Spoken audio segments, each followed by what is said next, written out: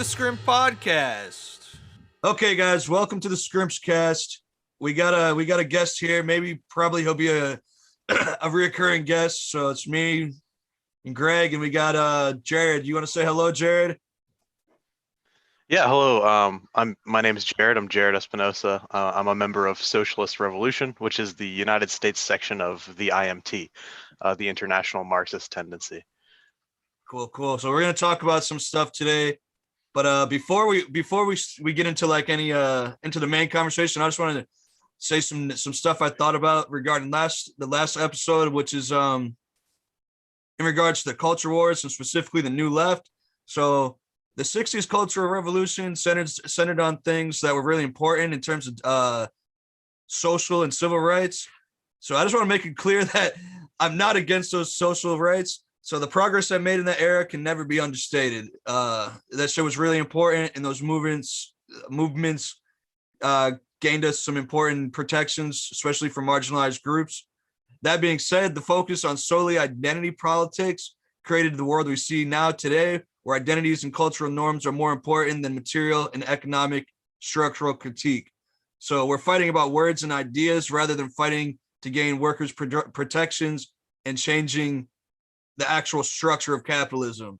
Most of the people who are most marginalized in the cultural wars are the most exploited and the most essential workers who would gain the most from more wins and protections in the economic sphere, like the fight for 15. Most people that are fighting for that make under $15, under like the minimum wage, those are marginalized groups like single mothers, black single mothers, immigrants, whatever.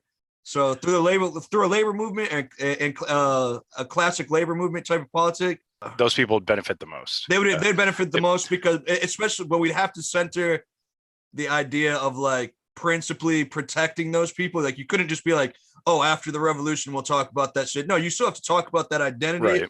We have to protect the most people as we can to create a better type of solidarity. Because if we're just thinking about like, oh, I only care about my group, that doesn't create solidarity. Yeah, we need the largest base, right? Yeah, solidarity creates the largest base. So I just want to say that so I didn't come off as like somebody who said since you brought that people. since you brought that up, I don't know exactly what we said, but I know for sure last week I was kind of flipping about Amazon being elite. No, they're 100% elite. I included them in a list with like Twitter, which I think isn't really that big of an elite.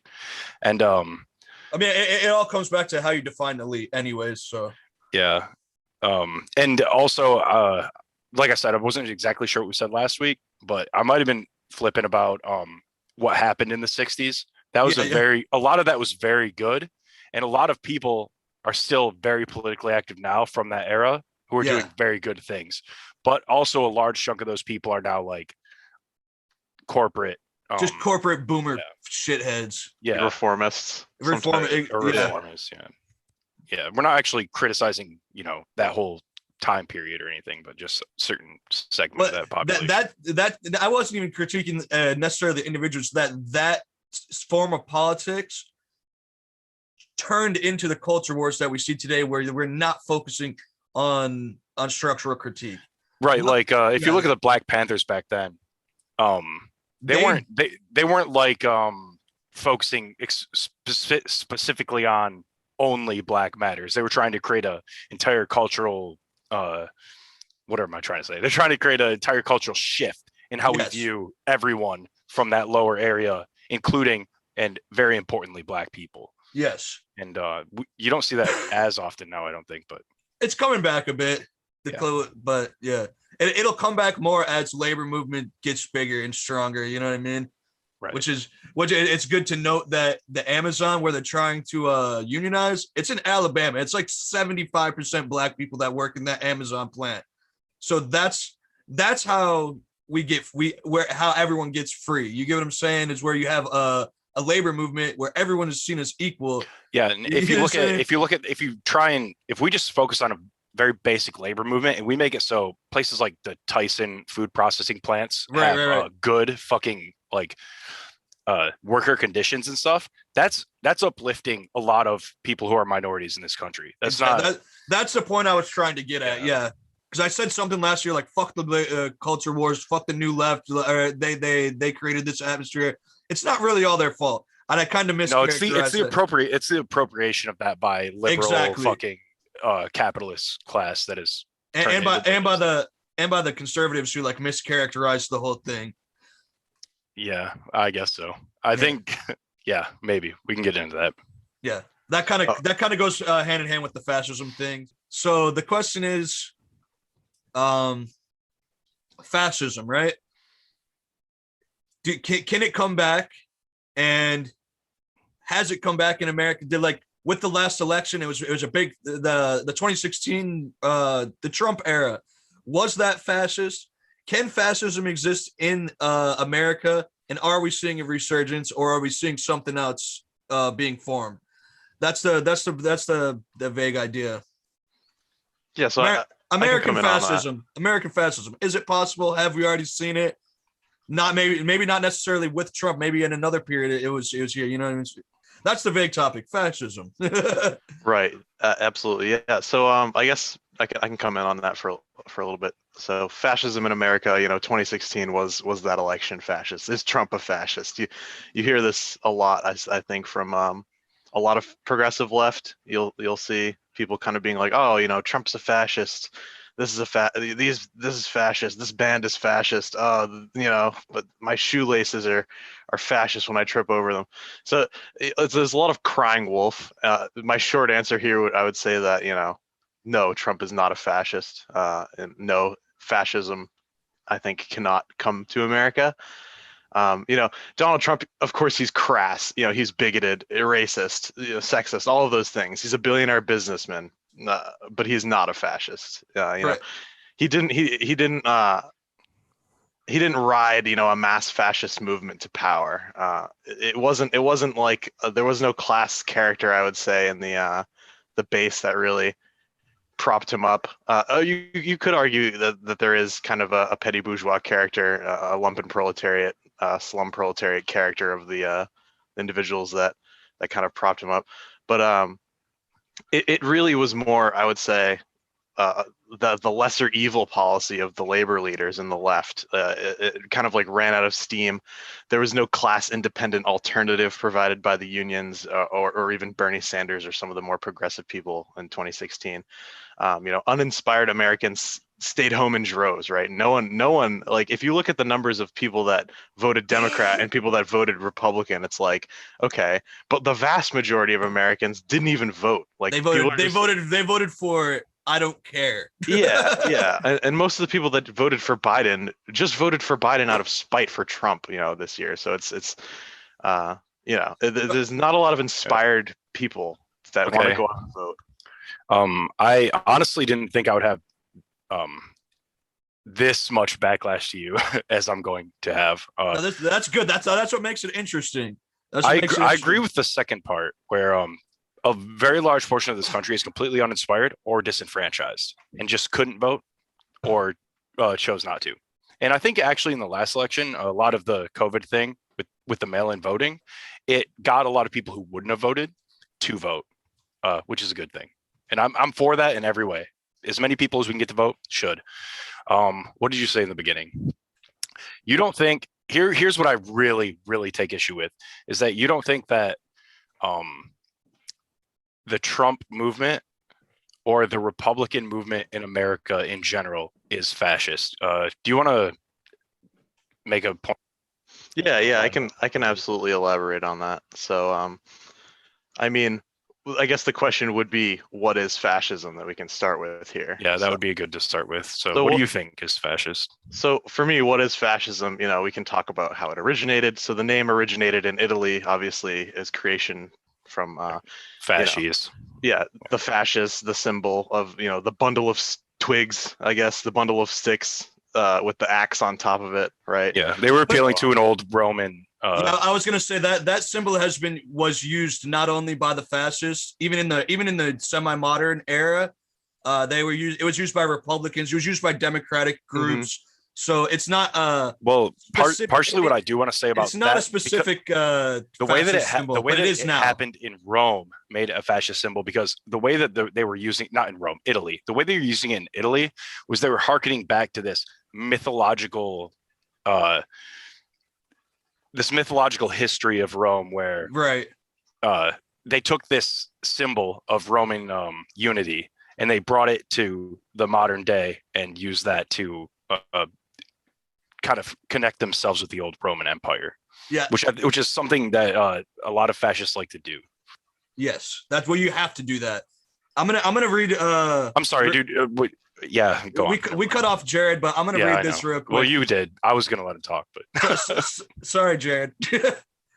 I'm just gonna read this real quick. Maybe I did. I don't remember. It says the word fascism has its root in the Italian fascio, literally a bundle of sheep. More remotely, the word recalled the Latin fasces, an axe encased in a bundle of rods that was carried before the magistrates in Roman Republic processions to signify the authority and unity of the state. Unity being an important word. Before 1914, the symbolism of the Roman fasces was appropriated by the left usually. Marianne, symbol of French Republic, was often portrayed in the 19th century, carrying the fasces to represent the force of the Republican solidarity against the aristocrats and clerical enemies. Fasces are predominantly displayed in Christopher Wren's Sheldonian Theater in Oxford University in the 1600s, the late 1600s. They also appear in the Lincoln Memorial in Washington. So that's something that's something. That's from the book Anatomy of Fascism. If anybody wants to read it, it's a good book. Yeah, I'd definitely be interested in checking that one out. But yeah, I guess so. What is fascism? I have a question for you guys. So I guess fascism, is you can have a fascist dictatorship, but a dictatorship isn't always fascist. You can have a military dictatorship. You can have various types of dictatorships. So my question to you guys would be, were all forms of counter-revolutionary dictatorships fascist or not? That is to say, prior to the advent of fascism in Italy. No, I wouldn't say that, because I think that a lot of counter-revolutionary, and I'll use those terms interchangeably, counter-revolutionary and reactionary, they go hand in hand. So there were reactionary elements which weren't fascist, that were like monarchist, right? Those would still be reactionary, but not fascist. If that answers your question. Yeah, absolutely. That's exactly what I was looking for. So yeah, it's important to kind of point out, like, in my eyes, it's like, is it fascism or is it just a form of dictatorship? There are various forms of dictatorship, and for someone like Trump, where we were saying earlier, the Republican movement is fascist, or Trump is fascist. Even I don't think you actually said that, but I will say that, yeah, he is. Trump is a fascist. I think so. But see, in my eyes, it's like, fascism is a very specific thing, where Trump could be considered something else in a different strain, right? It's not entirely fascism, because the characteristics of fascism, the base that brings fascism to power, it's different. It's different but similar, I would say, than to Trump and that movement, right? Can I say something real quick? I just want to say, when you say fascism, there's like you kind of touched on it, Jared. You said was it a fascist dictatorship? Well, there's three spheres that fascism touches on, right? We have a fascist culture, right? Which I would argue, I might not argue that Trump that we had that fascism exists in America, but I would say a fascist culture exists and is reemerging and strengthening, or was at least. So you have a fascist culture, then there's a fascist regime, which is if a fascist culture takes power, and then you have fascist tendencies that are fascist ways of doing things. Let me introduce my what I consider to be fascist. Okay, so there was a guy who grew up in fascist Italy, and his name was Umberto Eco. Do you guys know who he is? That's the guy who wrote Fascism. Yeah, he had 14 points of Fascism, but basically he wasn't. There's not really a ton of very political writings from him. As far as I can tell, he was like a medieval scholar, but because he grew up in Mussolini's Italy, he was in Mussolini's fascist movement at the beginning, right? Or part of the party, I believe. I don't know about that, but he definitely grew up there. Yeah. And so he said that fascism doesn't necessarily mean you're totalitarian. That's my point. You don't need to be totalitarian to be fascist. According to Umberto Eco, we can argue whether or not he's right. Fascism has 14 different traits, which right. I think actually is a very good explanation. There's a cult of tradition, which I'd say you definitely have in the Republican Party in America, even before the Trump movement. The rejection of modernism. A lot of these guys, they'd like to say they're anti-postmodernists, but really they're going back before the Enlightenment. They're strict traditionalists. They'd actually, a lot of them would even drive back before the French Revolution. So that would be modern, right? Yeah. You have a cult of action for action's sake. I don't actually, I can't pick that up right away from the Republican Party, but it seems like right after 9/11, a lot of that happened. Well, I was going to say maybe not necessarily from the Republicans, but from some of their supporters, especially in the very recent years, like the Proud Boys. There's been an uptick in that kind of action, which I think is there's just for the sake of action, whether or not it is beneficial to their movement or not, just to do it is something that is good, which you'll hear a lot of them talk about. Just disagreement is treason. Now, you'll hear that today. You heard that even back when George Bush was president. So if you disagree, you heard that with Reagan. You heard that with Reagan. Fear of difference, that's obvious, right? Appeal to social frustration, that they do. That's actually is where you'd be like, the appeal to social frustration is where you could be like, well, this isn't actually a fascist movement because look, they're appealing to the same frustrations we all have. But that's actually, in addition to all these other things, a part of a fascist movement. And then they have an obsession with a plot. So it'd be like a lot of the things that you'll hear, even the new people who come in and followed Trump and just before him and during him, is that we're talking about globalism. There's this globalist plot that's going to destroy our country. The enemy is both strong and weak, which you'll hear that all the time. They're weak, effeminate soy boys, but also they own the entire country and they're going to try and extinguish our white race or whatever. Yeah. The pacifism is trafficking with the enemy. So you'll hear that on the left and the right, but they'll be like, if you're on the fence, you're a fence sitter, then you're useless. They say that all the time on right-wing online circles. I've heard it a million times. They hate the weak, right? You'll hear that on the right all the time. Everybody is educated to become a hero. If we're talking about people like Jordan Peterson, it's like, do this and make yourself they'll talk about the what was the guy who had like the monomyth or whatever. They'll be like, you need to become the monomyth in your life. Well, what is that? Become the hero. God, look up monomyth. I don't know. Right. I'm trying to run through these really quickly. Yeah, get after Machismo as weaponry. Yeah, that's clear. That's yeah. So you'll have people go on Fox News and say, well, the most you can quote it. It's on Fox News. Look up. The most masculine man to ever hold the presidency is our president. Yeah. Selective populism, right? Well, only populist movements that they agree with are real populism. The real fucking actual. Their populism represents the real Italy, the real America. So it's right. really it's a populism based in nativism, right? And then you have fascism newspeak, which I think when we look at fake news, which was started by Hillary but adopted very hardcore by these people, we can agree that they do engage in newspeak, right? Yeah. So I think actually all 14 of these fascist elements in my definition of fascism have been met by the Republican Party. Does Eco? His name is Eco. Umberto Eco. Umberto Eco. Does Umberto Eco give like a sort of class analysis for fascism? No, because I think that I'm kind of going off of what I know. Okay, I think that really fascism doesn't need a class analysis in that way. It can take place in a quote unquote sort of populist class, lower class movement. But if you want to, if you want to go on and say what your class analysis is, that would disrupt what I'm talking about. Then I'd like to hear that.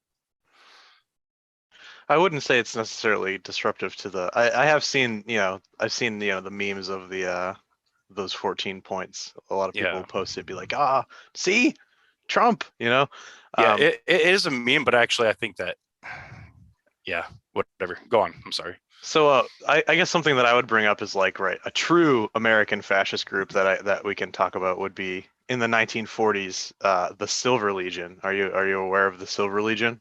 I'm not familiar with them. No. So it was a kind of an underground American fascist organization. It was founded by William Dudley Pelley, and they're called the Silver Shirts. And it was during or a little bit before World War II, right? Like it was founded in the 30s, and it carried on to like 41.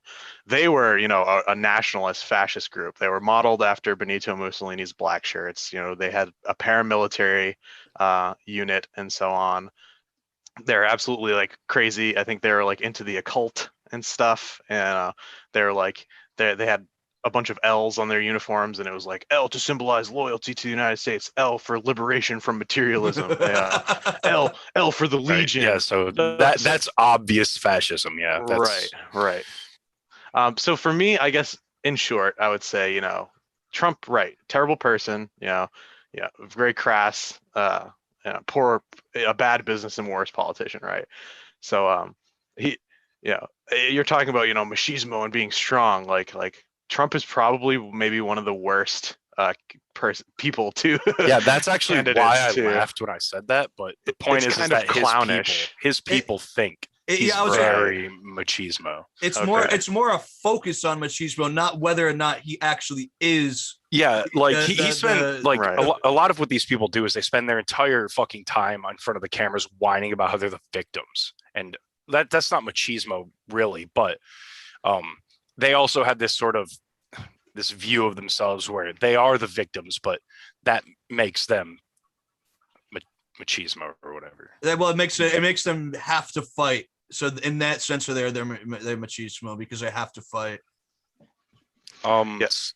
Okay, I wanted to discuss the class character of a fascist movement. Do it up. So in Italy, the fascist movement was kind of a spontaneous movement of large masses. And there was leaders from the rank and file of the masses. It was a plebeian movement in origin. It was also directed and financed by the big capitalist powers. It issued forth from the petty bourgeoisie. Mussolini, a self-made petty bourgeoisie man, a former socialist, right? Syndicalist. Syndicalist. That's the strain. Even to a certain extent, right, from the proletarian masses themselves. So it springs forth from the petty bourgeoisie. The class character is a movement of the petty bourgeoisie. Oftentimes, the capitalist class will use the petty bourgeoisie and as a fascist movement, they'll use the petty bourgeoisie as essentially a battering ram against the working class organizations, unions, left socialist organizations. The capitalist class will use the petty bourgeoisie to crush those organizations to consolidate its own power in a way. And the movement in Germany is. Can I stop you right there before you go on to that? How is what you just explained what was happening in Italy not what's happening in America? So, all right, that's a good question. So, it's a really good question. No, I'm definitely very proud of it, actually. Okay, we'll get into it. So, in Italy, back then, almost 100 years ago at this point, capitalism was newer, right? I mean, newer, air quotes, in retrospect. But what was happening was when you look at the classes, the bourgeoisie, the petty bourgeoisie, the working class, the petty bourgeoisie and the bourgeoisie were much larger back then than they were now. Over the course of capitalist production over time, capitalism has this natural tendency of proletarianizing the people in capitalism. So peasants will become working class, they become proletarianized, but also it works in reverse. Petty bourgeoisie become proletarians. Small business owners, lose their small business in capitalism. That it tends to be the trend of it. Like right. the It gets large bought up and they become capitalists- managers. And Exactly, managers are yeah. part of the bourgeoisie, right? Well, the large capitalists will buy up all the petty bourgeois, the small capitalists. So there's this tendency of proletarianization over time under capitalism. So in Italy and in Germany back then, the petty bourgeoisie was a much larger class. It had a lot more people in it. The working class was much smaller, just in terms of population, right? Because 100 years ago population was different, but also literally like the numbers, like the working class was literally smaller. So because capitalism hadn't run its course as much back then. Because now it's completely stratified. So later, I think we're going to talk about, we're going to get to fascism in the United States and the prospect of it. But before we get to the brass tacks, essentially in the United States, we have 330 million people living here, and the working class is the vast majority of that, and it wasn't that way in Italy and Germany. So they talk about, we're the 99%, they're the 1%, right? That's kind of disingenuous for small business owners and petty bourgeois. I would say realistically, right, there's probably 4-5% small business owners, in the United States, 1% bourgeoisie. So that's like 6% of the population is petty bourgeoisie or bourgeoisie. That means that the 94% of the rest of the United States is working class, right? So when I'm talking about kind of fascism being a class movement of the petty bourgeoisie, and oftentimes the petty bourgeoisie being rammed literally against the working class, destroying the organizations, destroying their movements, it's because the petty bourgeoisie was powerful back then. Today the petty bourgeoisie is nothing. It's a paper tiger, as me and Mikey like to always call things. but that there is no base in the United States for fascism. To like the bourgeoisie cannot lean on the Proud Boys to crush the working class organizations. They are simply not strong enough, not big enough. They can't lean. They can lean partially on the Proud Boys, but they can lean pretty heavily on the police to do that, right? Yeah, so that's another good point. It's kind of the police under fascism. Let's not talk about the police under fascism. Let's talk about the police in America. Let's just shift over to that if you're comfortable with that. Yeah, you go for it. Okay, because they would be bourgeoisie for the most part, right? They're working class. They go out and they do their job, but they're not bourgeois. They're the police class, really. I feel like it's a separate class. They're not. They're kind of more like they're somewhere between. They're like a separated class. They're not. They're technically proletarians. Right. I said bourgeoisie. Goddamn. Yeah. But they're also very separate from the proletarian because they have a different set of laws that they have to abide by. You know what I mean? Yeah, which is basically almost no laws, right? Yes. So they're in a way the guard dogs of capital. Like they're the guard dogs of capital. So, my point was that they don't need to really. They actually have a lot of these very extreme black shirt groups in America, but they also have the blue shirts. Yeah, if the military, and the police tried to seize power, right? That wouldn't be fascism. Yeah, I don't know. And actually, I don't think that would work in the United States. If the military just rolled up into Washington, D.C. and they were like, we control the country now, we have the most armed proletariat in the world. There's like 10 guns per person in this country. But the difference is that if a lot of those armed people vote in someone who I would consider a fascist, you might not, and then that's not the majority of people. That's just a fraction of them. By the way that our system is set up, you can get a person who is a non-majority, or you can get a whole government of non-majority people to run the country, right? And then the majority says, hey, we don't like this, and you try and demonstrate and do the things that you'll do to enact your will as the majority, and then the police and military just will crack down on you and disperse you. Will they win though? That's the question. They did recently? Did they? Well, here's what I'm trying to say is that there was a massive protest in DC, a BLM protest during the Trump administration. Yeah. And Trump decided to walk out, crack a bunch of skulls, disperse the entire crowd, walk over to a church, hold a Bible up like upside down or something, take a couple photos, and like it was completely pointless. He just did it to prove that he could do it, right? Right. That's the type of thing I'm afraid of. And a lot of people didn't see that as an insane type of thing to happen in America. They were like, thank God Trump is showing up and showing those people who's boss and going to that church and standing up for our beliefs. And you know what I'm saying? Like, yeah, like there's a big portion of this country, even if we we know a lot of these people are working class, but we don't have a very class conscious society. So a lot of these people see themselves as not part of this struggle that me and you want to have. Right. So I'm going to say something about that. So for instance, in Italy, since that's what we've been focusing on, though a lot of the people who became fascists were proletarians. They were anti-capitalist and they were against a lot of that stuff. It's just that their version of which I would argue maybe some of the people in the Trumpist camp have some, they might not call it anti-capitalism, but what they're mad about is capitalism. They might not be articulating it in that way because they're mad about jobs leaving. They're mad about being the prospect of being proletarianized.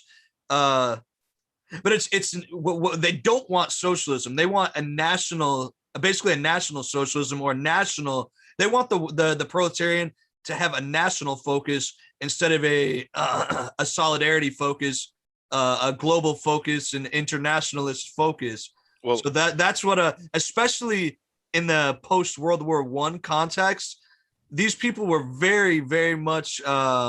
These groups were very interested in nationalism and reinstating a national identity. So instead of having a proletarian working class identity, which the socialists were pushing for, they landed on the nationalist type of tendency. You know what I mean? So we see that a lot in the States. I think that's what you're pointing at, Greg. Is that I want to make the working class people, all the working class people aren't going to become leftists. Some of them are going to become fascists or nationalists or whatever you want to characterize it as. Yeah, I want to make a quick historical point, and then I'm going to pass it off to Jared and let him go off. So if we're talking about historical fascism, we're talking about actually a type of political movement that adopted a lot of socialist talking points, and then the way that they, because that was what was popular, and then the way that they made that a realization was not socialist at all. Yeah. I think today's fascism. So when we're talking about historical fascism, I think, Jared, you make a lot of good points about the class structure of that. But today's fascism, I think, has a little bit of a different attitude to it, where they don't adopt socialist talking points. They just reject them and react to them. And then they also use the liberal culture war to get people on their side who would normally not be, without having to appeal to any socialist ideals. Jared, I'll let you say a few things if you want to. Right. Yeah, no, I agree. Yeah, it's different. It's definitely different, which is kind of why when I listened to the last Scrimpcast, towards the end, I was like, I'm loving it. And then towards the end, your tagline, both of you were like, socialism or fascist USA. And I was like, I disagreed with it, Rosa Luxemburg's quote, right, is socialism or barbarism. That's getting off topic. So in Italy and in Germany at the time of the success of the fascists, there were communist movements. There were big communist movements, big socialist movements, in Germany and in Italy. And in like the late 20s, early 30s, I believe. Even in Germany and Austria, there was towns where there was a Bolshevik I don't know if you want to, they had a stronghold basically. Like I know Munich was where the shit happened with Rosa Luxemburg. That was a Bolshevik. I don't know what you want to call it. It was they were communists. It was probably Bolshevik back then. They were run by communists. The Munich was run by communists. what the Free Corps did is they came in and they killed those motherfuckers. They killed. Oh them. Yeah. Rosa Luxemburg.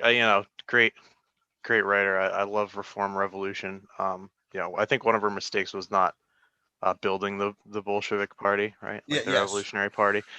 But yeah, I mean, in Germany, in Italy, they both had big communist movements. The point I'm trying to make there is that those movements had power in their hands historically. The failures of like the liberal governments and so on, the communists had the power in their hands. They could have seized it. They had the factories, they had the strikes, everything was building up to a revolution. The power was in their hands. They looked to the Comintern, Joseph Stalin's, Comintern at the time, and it was actually, this is oversimplification because I could talk on this for an hour. It was the mistakes of the Comintern not seizing power in Germany, not seizing power in Italy. Joseph Stalin and the actually made Comintern this point before, but yeah. They had the power in his hands, but they didn't take it. They didn't take any proactive steps towards seizing the factories and creating the Soviets and having the revolution. They didn't do it. And especially in Germany. Yeah, and what happened in the vacuum of that? I think me and Mikey were talking about power vacuums the other day. What happened in the vacuum of that power when the communists refused to take power, or didn't refuse, but didn't? The fascists came, and they came with a stormy vengeance. Within 2 years of fascism being created in Italy, they were in power. Right? It was due to these failures of the Comintern of the Soviet Union at the time that almost in a way, obviously I'm not saying that it is the reason, it's one of them though, that led to these fascist movements succeeding. And that's a big reason why, like you were just talking about, these fascist movements used a lot of socialist talking points. Obviously they didn't, obviously they weren't socialists, they killed socialists, right? That was the first people they killed. Well, because those are the people who are going to speak up most against you, so you kill them off right away, right?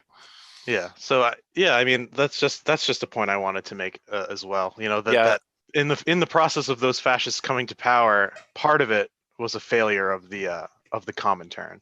Yeah, I made that point when talking to Mike before, which is that I think immediately after World War One, most power in Germany was handed to communists and socialists, and they just couldn't figure out what to do with that. That's a mischaracterization. It wasn't handed to them.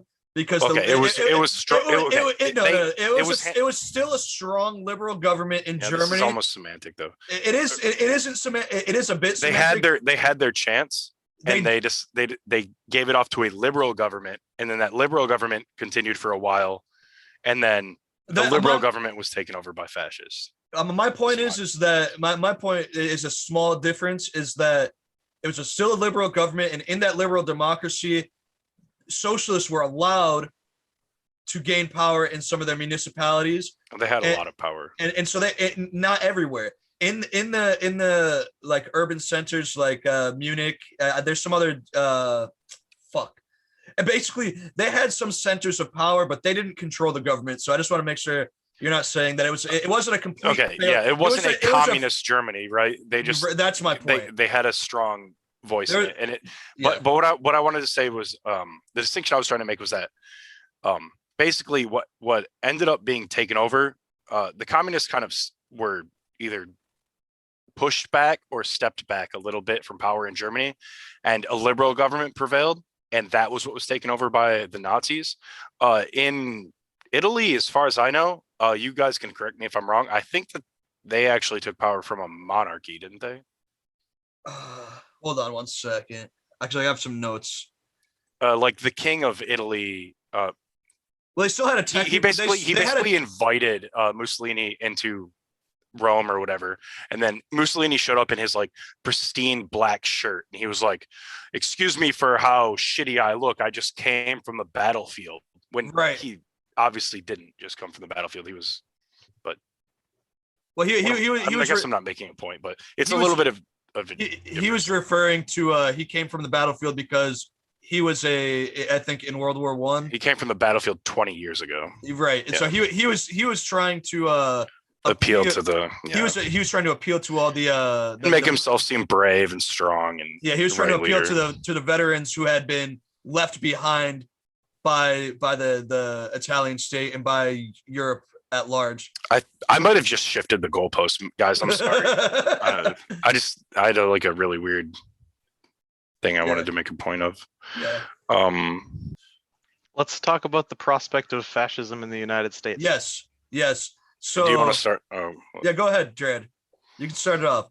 Okay, yeah. I mean, like I said at the beginning of the Scrimpcast, I don't think that in the United States that the prospect of fascism is on the horizon now, forever, 100 years. That might be bold, but it really, with the class character of the United States and the base and so on, it's going to be a hard sell. And I remember earlier you guys were kind of talking about the backwardsness of the United States working class. That's only kind of a relative term. Like and you're thinking about you're thinking about who you're thinking about, but in very many important respects, it is also the most progressive working class of the world. Technically, the standard of living and so on. American workers are very combative. During strikes in the 30s, right? Like around the time that this was all happening, we were having very, very violent and successful strikes, with the most rebellious strikes in the world. What the American worker misses is a spirit of generalization or analysis of his class position in society as a whole. This lack of social thinking has its origin in the country's history, actually. And I think Mikey also mentioned earlier, that people will radicalize, and then he's saying that people will radicalize towards the right and people will radicalize towards the left. I also think that the vast majority of people will be radicalizing towards the left, because there isn't necessarily a like in Italy, like in Germany in the 30s, there isn't a communist party that has failed and left a vacuum, right, for fascism to fester and to grow and fester. Right, because the party that's failed is like a technocratic, bureaucratic society. Like right. That's what Democrats are. Anything, everyone's going to radicalize to the left. I agree with you for the most part, but in America we do run up against the intense Cold War fear-mongering and anti-communism. You even see the anti-communism in the so-called left. So that's something that very recently they were afraid to even use the word socialist. Right. So that's something which is unique to the American situation, I think, at least historically.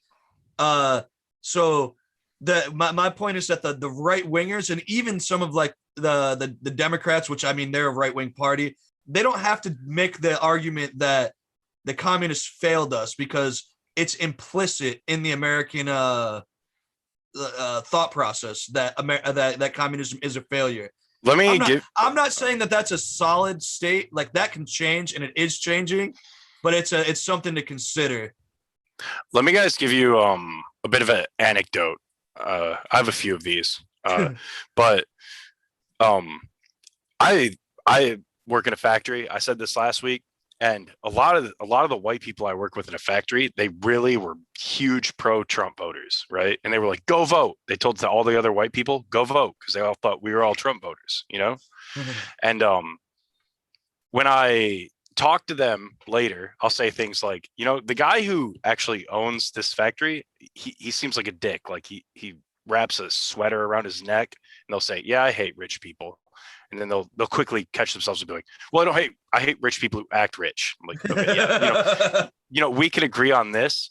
And then I'll say things like, we were talking on the way home today. I was talking to someone I work with about health insurance, and how the health insurance that we get at our factory it's okay, but it's not really that great. I was saying, when I was on Medicaid, all this shit would be completely paid for, right? And they were like, "Yeah." I was saying, it would actually be worth it for a lot of people who have health problems to just take a huge cut in pay and just get on Medicaid. And they agreed with that. And I said, I think we should probably all just be on Medicaid. You can get a lot of these people who are Trump voters to agree with very basic pro-labor, pro-working class policies, right? So I totally agree with you on that. The problem is that when it comes to the type of politics that we have in America, they get divorced from that reality of their class, and they get put into this weird. It's a It's like a culture. It's a cultural thing. It's a mood thing. It's like a sports team, right? So you could, so obviously there's a million reasons to never ever want to vote for Democrats, right? And really, we can all agree with that, right? Does anyone disagree? Absolutely. Oh yeah.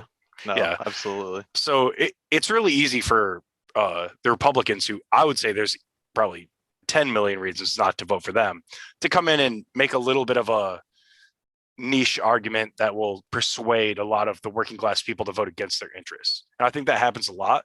But when you actually talk to them about the real issues, which is what the Democrat Party has failed to do, which is what Bernie Sanders is actually very good at. Right. Even though he's not exactly my type of socialist, he's much better than almost anyone else out there. What I'm trying to say is that we can work with these people, but there is a system in place in America that is perfectly designed to separate them from their class interests, and it works. Yeah, I agree. And yeah, I think, the Republican and Democrat Party, there's this thing that I saw online where it's like the ratchet, where it's like the Republicans will ratchet things to the right, and then the Democrats are what blocks anything moving to the left. Right. And but yeah, I think class consciousness is a big thing here, right? Where a lot of these right-leaning workers that you're talking about who have kind of confused ideas, they want you to vote for Trump, but at the same time they're espousing these almost leftist ideas, right, in the workplace. These are all workers that can be won over, and it's not someone that like me who's going to win them over. It's not someone like Mikey. It's not you, Greg. Well, it could be people like us. We just have to not. We just have to come up with a different type of rhetoric. We need to come out there saying, "Hey, I'm a communist," which I don't know. I'm a communist or socialist, but we don't need to tell them that. Sure, right. We can say we vote Trump, but these are some things. True. What I was trying to get at is it's not going to be people like us talking to them like, oh, communism, socialism. It's it's not, that's not what's going to win them over. It's events. It's the material conditions of life that's going to win them over. Right. we can sit there and chat their ear off about these ideas, and they'll, like you said, they're set in their ways. There's a system that keeps them that way. Well, I don't actually see. I think that actually a lot of them are like agreeing with each other, because they feel like Trump says things like, Mexicans are coming and stealing our jobs or whatever. And in a way, if you just flood our entire country with a ton of very cheap workers, it will lower the wages of people who are here. That's just how it works. But that isn't why we're in the situation we're in right now. No, that isn't why we're in the situation we're in right now. But he could say stuff like that, and then we can be like, well, hey, we can try and defend these people. We should, definitely, but we should just actually ignore that talking. We'd be like, well, what about Medicaid for everyone? That would be great, right? That would be so awesome if all of our medications that we pay so much of our paycheck for were actually just free.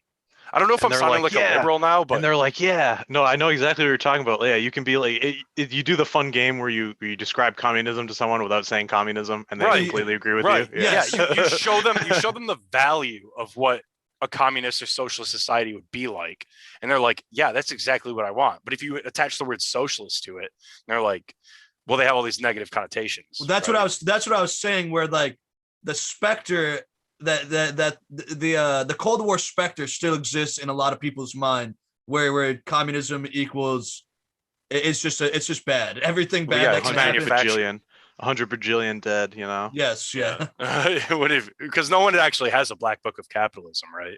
Yeah. I mean, if we wrote that, it would be amazing. It's grim. I think I've seen some posts like where people have tried to take on that task, and the number is literally in the billions. Like, yeah, but I've seen those posts too. But I've seen them. I spend a lot of time in right-wing spaces just seeing what they're talking about. And they'll just say, well, you can't blame capitalism for that because blah, blah, blah, right? You do the same thing with communists. So if you bring up the black book of communism, people will say, you can't blame communism for that because blah, blah, blah, right? Yeah. And we can argue whether or not that is whether or not you can actually attribute those deaths to communism. But they do the same thing with capitalism. Yeah. So it's what am I trying to say? I'm trying to say it's a fucking moot point. It's not a Yeah. pissing contest. yeah, right. It's but I wanted to say something about like what you said, Jared, about events being what will prove capitalism to be a failure. The hammer blows to class consciousness, as I like to imagine them. Yeah. So I agree to a point that it's events which will radicalize people. But if we go once again, going back to Italy and Germany, it was events that turned people against capitalism there. There's a huge anti-capitalist streak, but they didn't end up at the right point in their critique. And that's why they turn into nationalists. And that's why they turn into eventually fascists. So there was a sort of class consciousness. There was a these events in World War I did lead them to their conclusions. So I'm arguing against the idea that it isn't going. There needs to be some concerted effort by leftists to intervene in the way people think about their position. We can't just assume that people their lives are going to suck because of capitalism, and therefore they'll become socialists. Therefore, they'll become socialists. I vehemently disagree with that. We have to intervene in the conversation. We don't have to necessarily hit people over the head with the hammer and be like, become a communist now. It's more like you have to plant seeds. You know what I mean? They have to see the left winning, and they have to benefit from it, right? So, like fighting for a $15 minimum wage or fighting for Medicare for all, those type of single issue things, when they see those things correlated with the left, and they benefit from that shit materially, then it'll be good for the left, and it'll be a bulwark against any kind of right-wing ultra nationalist movements. Right, and that is counter. That I was counter going revolution. Yes. Yeah, the counter revolution or the conservative reactionary ideal, right? That I have a couple points to make about that. One, that is basically the way the left used to act in America, right? What's that? Through outreach? Well, you would present people and show them the material benefits of socialism, and while you were showing them the material benefits of what you were giving them, you would say, "This is what we could have in socialism," right? Yeah. You show them the material benefits, and then you educate them on how we could change our system to be more where they could see more material benefits from programs like this, right? Yeah. The traditional left has done that in America until very recently.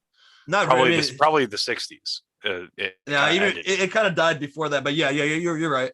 Whatever. So Jared, I came up against you a little bit there. Do you want to maybe hatch out your ideas a little bit? Yeah, absolutely. I think it was maybe a miscommunication on my behalf, or where I forgot to mention. So yeah, it is. Events are the hammer blows that will build class consciousness, and then the class consciousness will express itself as a mass movement, but a mass movement by itself is not going to win power. I mean, if a mass movement by itself could win power, we would already be living under socialism right now, right? So right.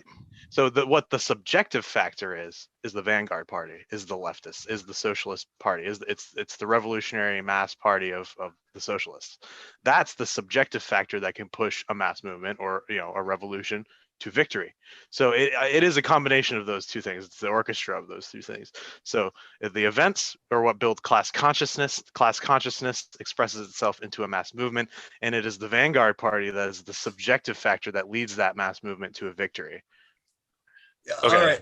I have to first thing I have to do is I have to apologize. I might have been drawing away from the point you guys are trying to make this entire time. I apologize for that. I actually totally agree with that. But my question is what can we do to, because I don't really see a vanguard left party here in America right now. Yeah, I was going to say that right now. I was going to say, hold your thought, Greg. I was going to say. No, that was it. That was the entire thought. Right now, we have people like Tucker Carlson who are using populist grievances sometimes against capitalism and basically just against modern. They'll say it's like modernity or modern culture, but it's really what they're critiquing is capitalism. And so postmodernism, which by that they always mean modern day or modernism. The modern condition. The modern condition. The present day condition, which the present day condition, as we as leftists know, is capitalism. All these people are airing their grievances, and then the right is capturing them by using their talking points. So we have to be the ones that capture people when they're upset, is my point. So even if there isn't a vanguard party, I'm talking about it. We're in a pre-revolutionary situation right now. So you know what I mean? Like, well, I'm going to inject here, because you say even if there isn't a vanguard party, what you just said is that there's a vanguard party for the right to capture these people. Yes. So I want to say, Jared, do you know any type of vanguard party for the left that we can all kind of work towards? Coalesce. Yeah. Well, so in the United States, I would say you're correct. There is no left party in the United States. What is presented to us as the left party is the Democrats, and I think everyone in this call, we all know, the Democrats are not left. They're a right-leaning capitalist party. I think there's a great quote of America is a one-party system, one-party state, but in classic American fashion, there's two capitalist parties. I'm paraphrasing it, but yeah, I think Greg, you're onto something there with that, though. We don't have a vanguard party. We don't have a mass left party. You could think like maybe the DSA, but like not really, because their definition of membership is so loose that you could hardly consider it a disciplined. And not even just that. They're mostly just saying vote for the Democrats. That's what they do. They in my opinion, the DSA is just the street organization for the Democrats. You know what I mean? They're because what do they do? What does the DSA do? Do they fucking get people to organize their workplaces? Are they doing anything like revolutionary? No, they're fucking getting people to vote for fucking Democrats. Well, I mean, that's something, because like I said there's a vanguard party for the right. Yes. They're getting people to vote. And how so though? Because both of the parties are capitalist parties. So I'm trying to but the people who are actually fucking I don't know. See, I don't know if I would call it a vanguard party, but let me make my point where they are a vanguard party, right? The people who are supposedly addressing the issues of the working class, if you actually ask a lot of working class people, they'll tell you, and I don't want to say that. If you ask a lot of white working class people, they'll tell you Trump is the only people who are looking out for us. And a lot of factory workers, even non-whites, they'll say Trump is the person who's looking out for our jobs. And Tucker Carlson, he gets played in pretty much every single job I've ever worked at is running Fox News on their break room. So these are the type of things that people are seeing. They're seeing like the Tucker Carlsons and the Trumps, and so if you think that your job, if you look around for the past 20 years or whatever, and a lot of the type of jobs you used to work where you used to get paid very well, they're disappearing. And what the Democrats are saying is that we need to educate these people, or whatever they're saying. Educate them for the jobs that no longer exist. Yeah. And then you have this, what I'm calling the vanguard party of the right. They're saying, well, whose fault this is immigrants, right?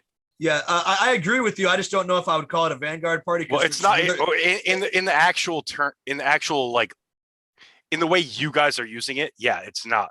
It's a huge propaganda machine by the right, basically. Yeah. To control the narrative.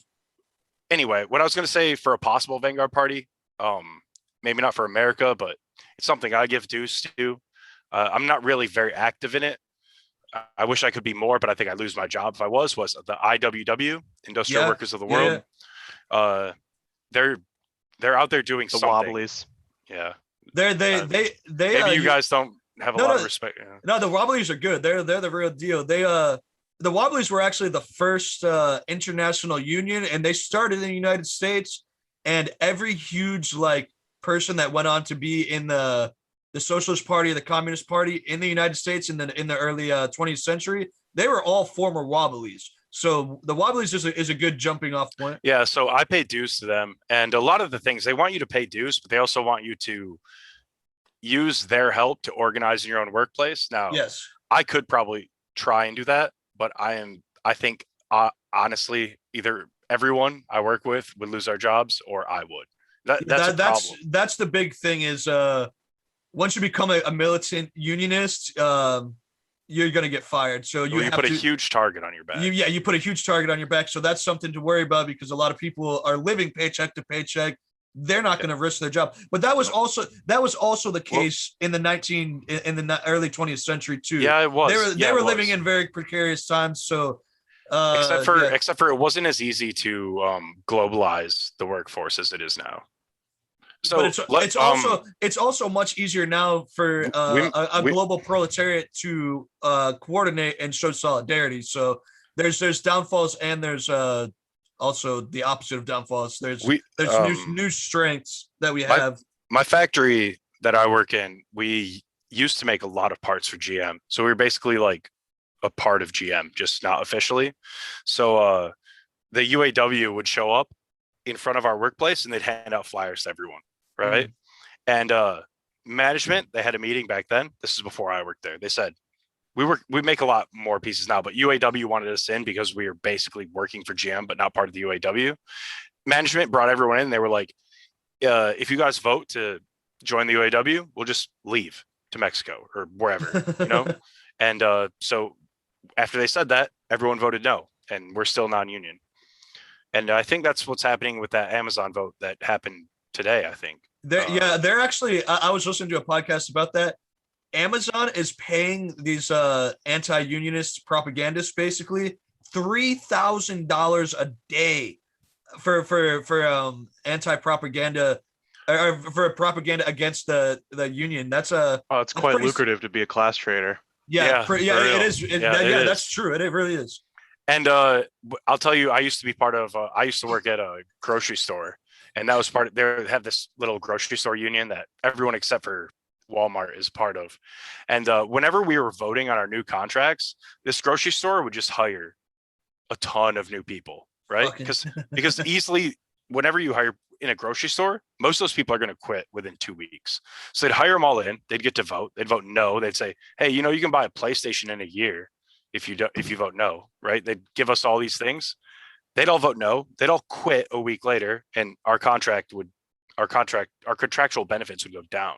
So there's a lot of things in America today that are structurally opposed to leftist organizations.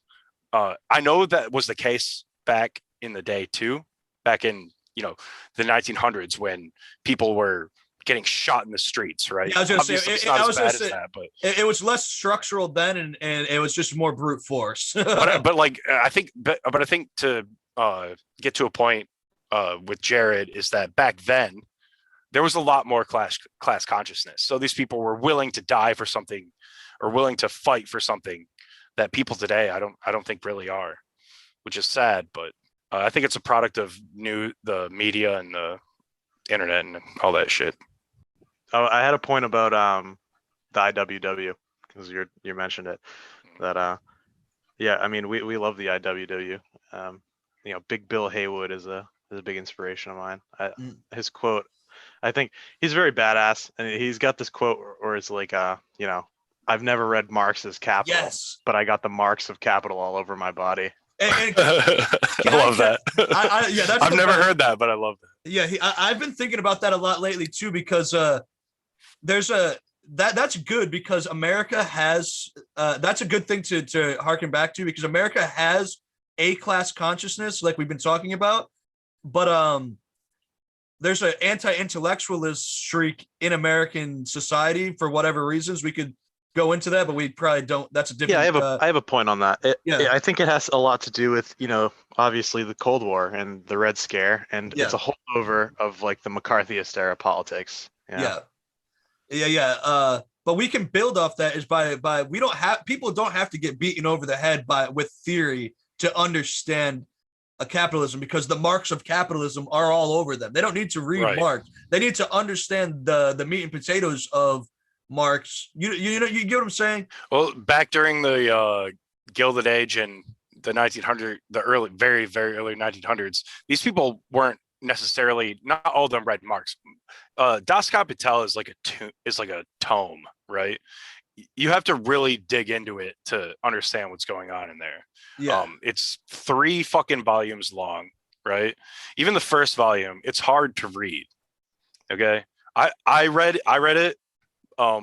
I can't even say I understand a lot of what was going on in there. All right. So but I understand what's happening to me in my life, you know, like obviously I can take a little bit from it, whereas I think the very basic of it is everybody who works is part of the working class. You can explain to them that these people are extracting money from you. Like they're making way more money from your work than you're getting out of it. That's very simple. And when they show up and they're like, you still have 10 minutes on the clock, why aren't you still working? Come on, dude. How much money do you really need to extract from me? You're already making a very good amount. Otherwise, you wouldn't be paying me to even be here. You know, so you can kind of expose these things to people and be like, without saying, you know, Marx said or whatever. Yeah. And trying to direct them towards Marx. Or I just want to say something too about that. That just made me remember something from the thing I was talking about in Amazon. A lot of the people know Jeff Bezos is the richest man on the planet, right? So a lot of these Amazon workers, without being Marxists, without any of that shit, they know, like, why is it that I can't take a 10-minute bathroom break and have to piss in a bottle, but this guy has more money than anyone on the planet. He has more money than some small nations, and he can't afford. And growing every day. And growing every minute, bro. It will probably be the biggest economy, one of the biggest economies on the planet. It already is, but probably like top 3. Yes, so even if these propagandists against the anti-union propagandists want to spend $3,000 a day on those propagandists, you can never propagandize away the idea that somebody has so much money, yet you have so little. You can't propagandize against that. It's just such a stark reality. I think that me and you have been talking a lot. If Jared, if you want to say something. Oh, I was thinking about Capital. Yeah, it's a tough book, the 3 volumes, tough read. If anyone is interested in Marxist economics, I would highly recommend Value, Price, and Profit, as well as Wage, Labor, and Capital by Marx. Those are great opening texts for Marxist economics. You can find those at marxistbooks.com. Shameless self-promotion. Yeah, marxistbooks.com. I will personally definitely check that out.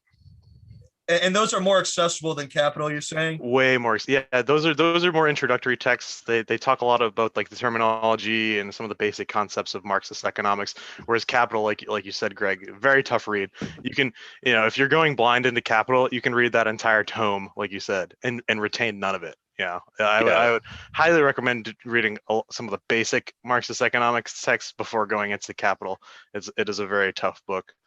So do we want to wrap up anything that we talked about? I can weave this. I want to do one more point, because I think we left kind of hanging on the Vanguard Party point, and I want to just quickly touch on that. Yeah. So I think we were talking about the Vanguard Party. Greg brought up the IWW, which I wanted to just point out. That's more like a world union, right? Like it's a worker-led union dedicated to kind of direct action, one big workplace union, democracy, yeah, and so on. I would personally say that isn't a Vanguard Party. It is what it is. It is a one big union. Right. I would agree with you. I would just say it's worth looking into for anyone. Oh, totally. Yeah, I have a buddy who got his red card the other day. The thing that I asked him, I was like, okay, you're paying dues to the IWW, but what is the IWW doing today in the United States that is really pushing forward the material conditions? I have an answer. They will give you the resources that you need to help and try to unionize your workplace. They will help you with that. Yes, that is true. Right. Well, maybe we should give them a call, Mikey. Yeah, we should. Yeah, no, whether or not you think it's safe for you to do that, they also even put that out there. They say, if you think it's going to ruin your life, don't do it, but they will help you with the resources. They'll connect you with people, and yeah. So, but still characteristically not a Vanguard Party. And they're not doing much, because really when they say that, most people aren't in a position to try and unionize their workplace in America. So no, yeah, not a Vanguard Party.